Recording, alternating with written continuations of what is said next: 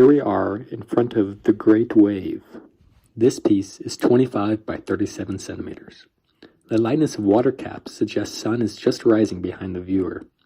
The location of the wave is off Kanagawa in Sagami Bay. There are 3 fast boats in frame, which were typically used to transport live fish to Edo markets. The asymmetry and the pointed tips of the wave show the movement of this piece. There is no real resting point other than the sky and Mount Fuji. The large wave actually points to the tip of Mount Fuji, and the water spray looks like snow falling on the mountain. The calming colors of the print contradict the situation. 3 fishing boats are about to be destroyed. Many interpret this piece as showing the insignificance of human life, the power of nature, seen in the wave, and the stagnance of nature, seen in Mount Fuji. It's also poetic that something as powerful as the wave was captured in a stagnant form like a wood print. This may also be symbolic of Japanese fear of invasion at the time. Japan was closed off from the world while the rest of it was industrializing. This represented uncertainty. Hopefully Japan would be sturdy like Mount Fuji, and the boats represent European invasion. Katsushika Hokusai was struck by lightning at the age of 50 in 1810. He created 36 views of Mount Fuji in his 70s. He claims that until the age of 70, nothing that I drew was worthy of notice. Before he created 36 views of Mount Fuji, he created manga, woodblock, print sketches in his 50s. There were 15 volumes of them. They included real and imaginary figures with coherent storylines, animals, plants, landscapes, dragons, deities, etc. In his 40s, he actually adopted the name Hokusai, which means North Studio. This happened around the time when he decided to leave his teaching job to become a full-time artist. 36 views is actually signed by Ietsu. It's common for Japanese and Chinese artists to adopt multiple names throughout their careers/stages of life. Later in his career, he adopted Gakyo Rojin, which means old man crazy to paint, and Manji, which means 10,000 things/everything. This type of printing was called ukiyo-e, which means pictures of the floating world.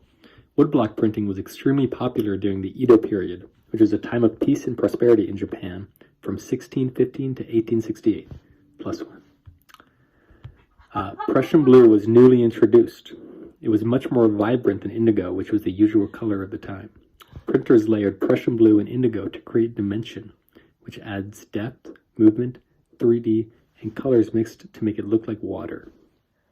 The wave is actually part of a collection of 46 prints called The 36 Views of Mount Fuji. Hokusai wanted artistic immortality, and he believed that Mount Fuji held the secret to this immortality. The Buddhist and Taoist culture also believed in this. The collection begins with little color, all indigo, but eventually gains more to depict sunrises. For example, the Jiri Suruga province shows a group of travelers on a windy day with Fuji in the background. But later on, Clear Day with the Southern Breeze is more easily recognizable with mostly red, and it's beloved in Japan, and Fuji is more present. Hokusai later created 3 volumes consisting of 102 views of Mount Fuji, which was called 100 Views of Mount Fuji. This also was influenced by European art's perspective, such as linear perspective with Fuji in the back and the large wave, also of the Dutch Golden Age of art's vibrancy using Prussian blue, and the low horizon was also very common in Dutch art. While we can see that Dutch art is very similar to the Great Wave through the utilization of Prussian blue, we can also see that the wave is very similar to Starry Night by Vincent van Gogh. Both have an ethereal sense of movement to them, with very little stagnancy in them. For the Great Wave, the only sense of stillness is Mount Fuji, and for Starry Night, it is the tree in the foreground. It also shows the brilliance of nature in both of these pieces with vibrant colors.